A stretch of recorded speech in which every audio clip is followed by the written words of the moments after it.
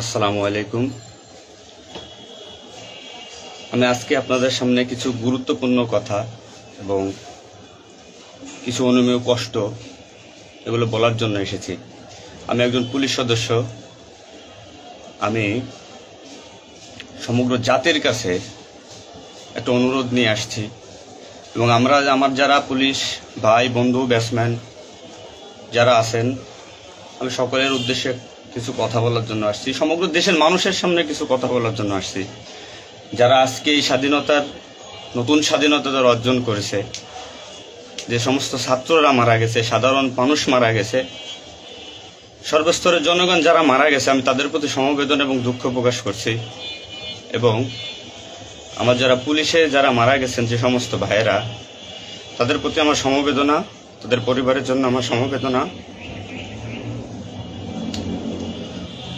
তো আমরা নিম্নপদস্থ কর্মকর্তারা যারা ডিপার্টমেন্টে চাকরি করি, আমাদের আদেশ মানতে হয়, নির্দেশ শুনতে হয়।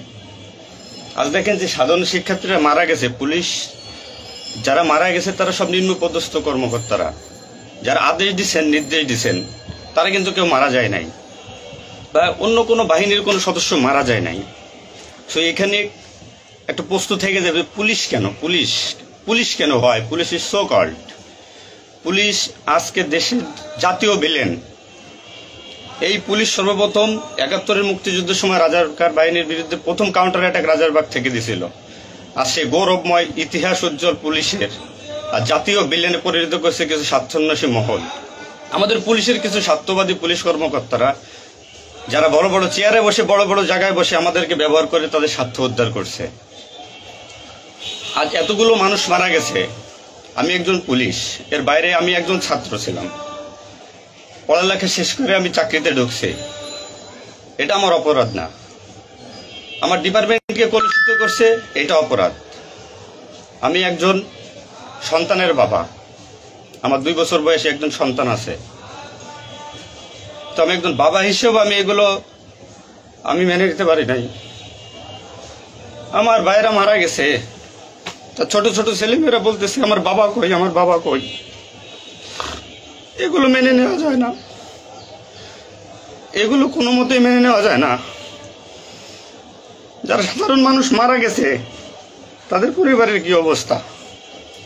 আজ আমার পুলিশে যেখানে পাচ্ছেন সেখানে নির্মমভাবে মৃত্যুবরণ করতেছে, পিটিয়ে মারতেছে। এর কারণ কি? আজ আমাদের কিছু সত্যের না স্বীকৃত বড় মহলের অফিসারদের কারণে।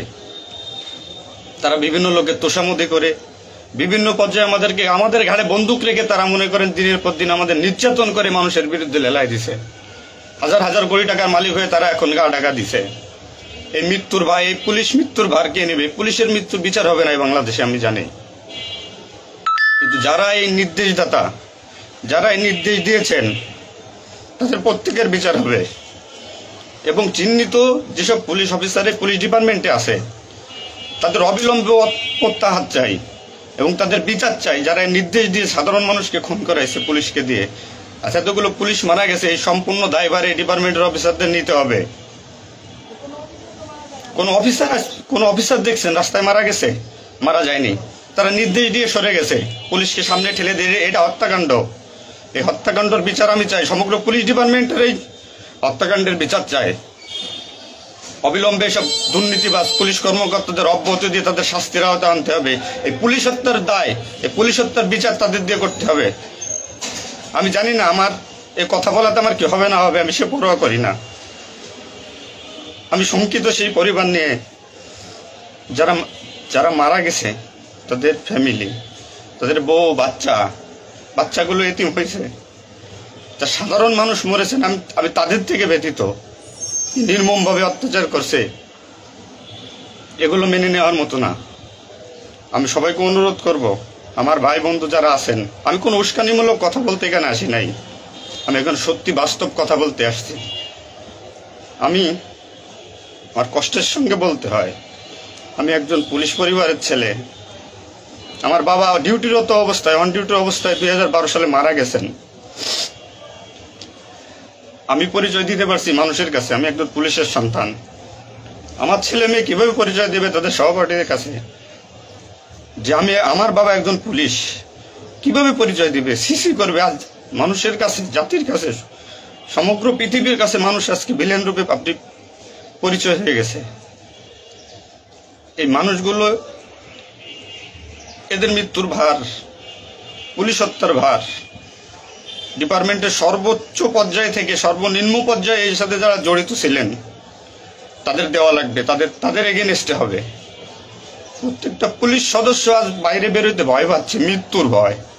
এখনো অনেক জায়গায় আমি নিউজ পাইলাম সকালবেলা, অনেকে পুলিশ মরে গেছে, তার কোনো হদিস নাই।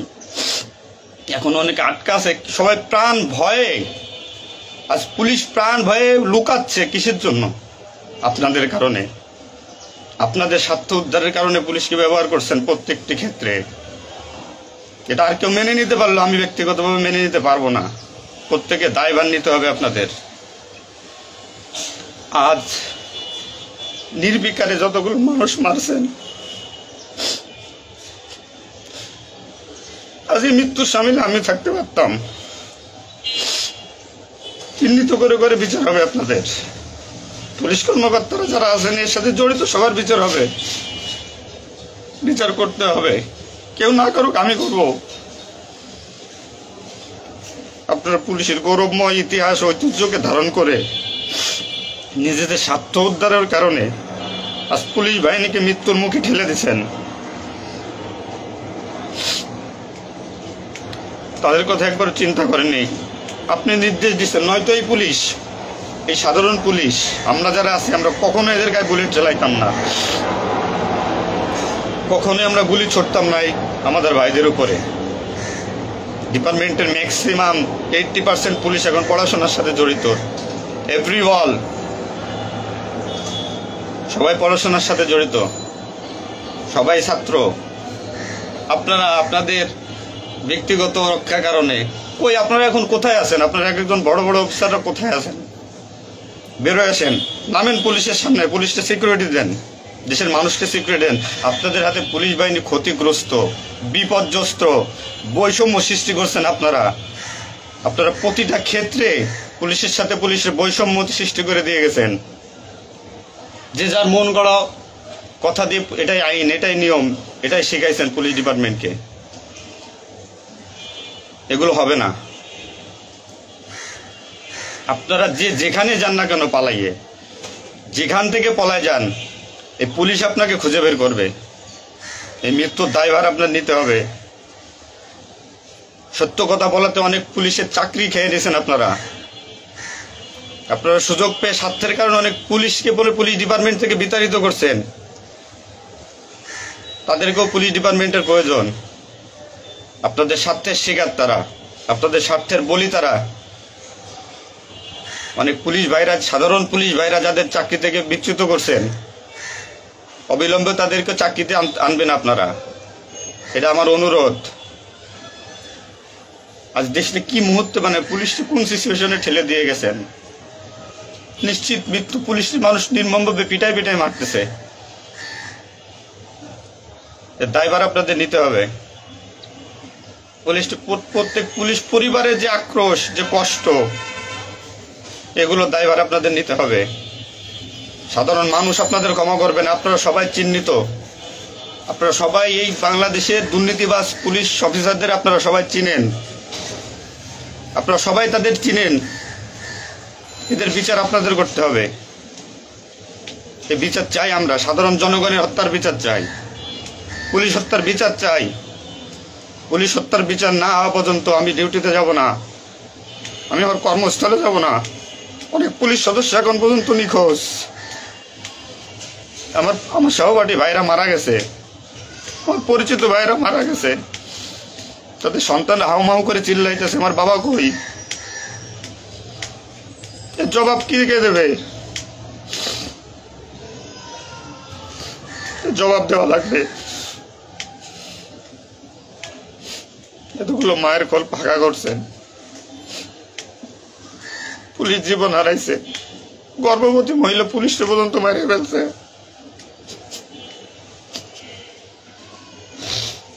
নির্মম ভাবে মারছেন। এই দোষ আপনাদের।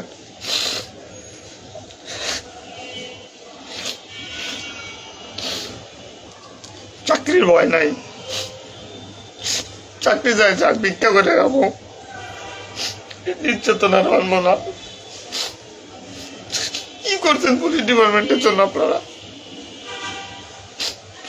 কত পুলিশ মারা গেছে তার তো ঠিক নাই।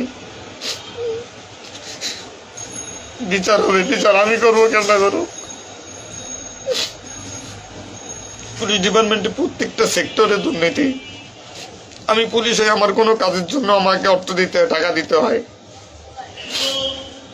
এতে নির্লজ্জতার কি কি কি করবো আমি? সাধারণ মানুষ দূরের কথা, আমরা কোনো পুলিশের কাছে সহযোগিতার জন্য গেলে তারা আমাদেরকে মূল্যায়ন করে না, কোনো কাজে হেল্প করে না, কোনো কিছুতে সুবিধা দিতে চায় না। আজ ডিপার্টমেন্টে বৈষম্য সৃষ্টি করে থেকে গেছেন আপনারা।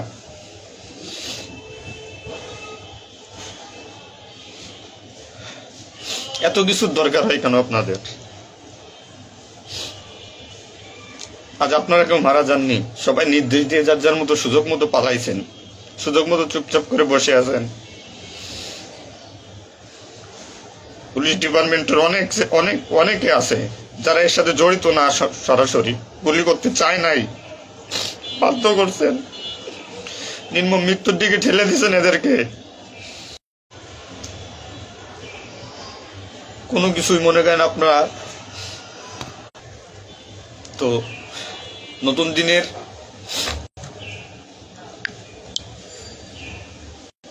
যে নতুন দিনের সূচনা হয়েছে বাংলাদেশে, স্বাগত জানাই। আমি কোনো রাজনৈতিক দলের পরিপক্ষ না, আমি আজ পুলিশ। যে সরকারি আসবেন আমি সেই সরকারি গোলামি করতে হবে আমার। দেশের মানুষের জন্যই পুলিশ, আইন শৃঙ্খলার জন্যই পুলিশ, সাধারণ মানুষের জন্যই পুলিশ। তুমি পুলিশ আজকে কেন আতঙ্কের নাম হবে? পুলিশ মানুষ থেকে আজ কেন দূরে থাকবে? দিন শেষে পুলিশ মানুষ, পুলিশ কারো স্বামী, কারো বাবা, এটা চিন্তা করবেন। ডিপার্টমেন্টের যে সমস্ত অসাধু কর্মকর্তারা আছেন প্রত্যেকটা সেক্টরে শিক্ষা নেন, বিশেষ করে যারা আসছেন ঊর্ধ্বতন কর্মকর্তারা শিক্ষা নেন। আজ আপনাদের স্বার্থের কারণে, আপনাদের কারণে আজ ডিপার্টমেন্টের এই অবস্থা, তছনছ হয়ে গেছে পুলিশ ডিপার্টমেন্ট। কথা বলার মতো কোনো ওয়ে নাই, কথা বলতে পারতেছি না। আমি তো বেঁচে আছি, তারা মারা গেছে, কি নির্মম ভাবে মারা গেছে, মেরে ফেলছেন আপনারা। তো আমি শুধু পুলিশ বাহিনীরা যারা আক্রান্ত করছেন আপনাদের বিচার করব, আপনাদের বিচার হবে। সবকিছু দায়ভার আপনাদের। ঘুমাইতে পারি না এই কয়দিনে, ভয়তে, চিন্তায়। মারা যাওয়া পুলিশের ছেলেমেয়েরাও চিৎকার করে বলছে আমার বাবা কই। তো সহ্য করার মতো না, মানুষ হিসেবে সহ্য করার মতো না। তো পরিশেষে একটা কথা বলবো, আমার যারা ডিপার্টমেন্টে আছেন, চাকরি করতেছেন করেন, সমস্যা নাই, চাকরি ছাড়ারও দরকার নাই। শুধু বিবেকের কাছে একটু প্রশ্ন করেন যে এরা আমাদের কিভাবে আমাদের ব্যবহার করছে ডিপার্টমেন্টে। যে সরকারি আসুক, আপনাদের কাছে অনুরোধ, যে আসুক ভাই, দেশে সরকার নাই আসুক, পুলিশ থাকুক আর না থাকুক তাতে কিচ্ছু আসা যায় না। তো আমার একটা দাবি, একজন পুলিশ হিসেবে, একজন পুলিশের সন্তান হিসেবে, ডিপার্টমেন্টের ঐতিহ্য যারা নষ্ট করছেন, এই পুলিশের সুনাম যারা নষ্ট করছেন, এদের বিচার চাই আমি, 100% বিচার চাই। পুলিশকে যারা মুখোমুখি করে যে সন্ত্রাসী বানাইছেন, নির্বিকারে পুলিশ মারাইছেন, এই নির্দেশদাতাদের বিচার চাই আমি।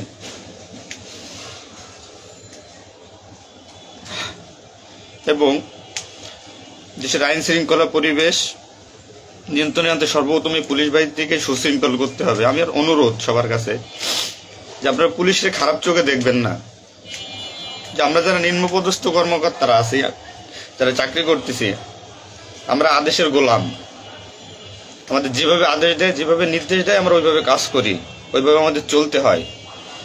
যে ভীতি, না মানলে চাকরি চলে যাবে, যাক, এ চাকরির প্রতি আর এখন কোনো নাই। তবে আমার ডিপার্টমেন্টে যে সমস্ত ভাইরা মারা গেছে, সাধারণ মানুষ যারা মারা গেছে, তাদের আমরা আর ফিরে পাবো না, হয়তো পাবোই না। তো আমার একটা অনুরোধ, আগে পুলিশ বাহিনীটাকে সুশৃঙ্খল করুন, আইন শৃঙ্খলা সুশৃঙ্খল করবেন। এবং আপনারা যারা সাধারণ মনে করতেছেন পুলিশ ঘৃণিত, পুলিশ অপরাধী, হ্যাঁ পুলিশ অপরাধী, পুলিশ অপরাধ করছে তার চাকরি বাঁচানোর জন্য, এবং তার মাসুল পুলিশকে দিতে হয়েছে জীবনের বিনিময়ে। আপনারা দয়া করে কেউ পুলিশকে খারাপ বলবেন না। পুলিশের প্রতি অনেক, পুলিশ আপনাদের শুভাকাঙ্ক্ষী। এবং বাংলাদেশটার যে বর্তমান পরিস্থিতির উপরে আমি একটা কথাই বলবো, সর্বস্তরের মানুষকে, দেশটাকে আবার সুন্দরভাবে গড়তে হবে, এটাই সবচেয়ে বড় কথা। ফার্স্ট অফ অল এটাই হচ্ছে বাস্তবতা। দেশটাকে আমরা সবাই মিলে গড়ব। এবং পুলিশ বাহিনীর আপনারা যারা পুলিশে আছেন, আপনারা সুশৃঙ্খল হন, মানুষের প্রতি আনুগত্য হন এবং শিক্ষা নেন। এত বড় একটা স্বাধীনতা না হইলে এটা মানুষ কখনো বুঝতো না, বা আমরা পুলিশরা বুঝতাম না যে আমাদের অর্জন কি, আমাদের মানুষের আস্থা কি আমাদের উপরে, বা আমাদের কি করা উচিত। আপনার সবার কাছে অনুরোধ থাকবে, আমার পুলিশ ডিপার্টমেন্টের প্রত্যেকটা সেক্টরের বন্ধু বান্ধব, সিনিয়র জুনিয়র যারা আছেন, আপনারা শিক্ষা নেন, নতুনভাবে পুলিশ ডিপার্টমেন্টটাকে গড়েন, মানসিকতা চেঞ্জ করেন। এবং পুলিশ ডিপার্টমেন্টে যারা আপনাকে ব্যবহার করবে, যারা স্বার্থের জন্য ব্যবহার করবে, তাদের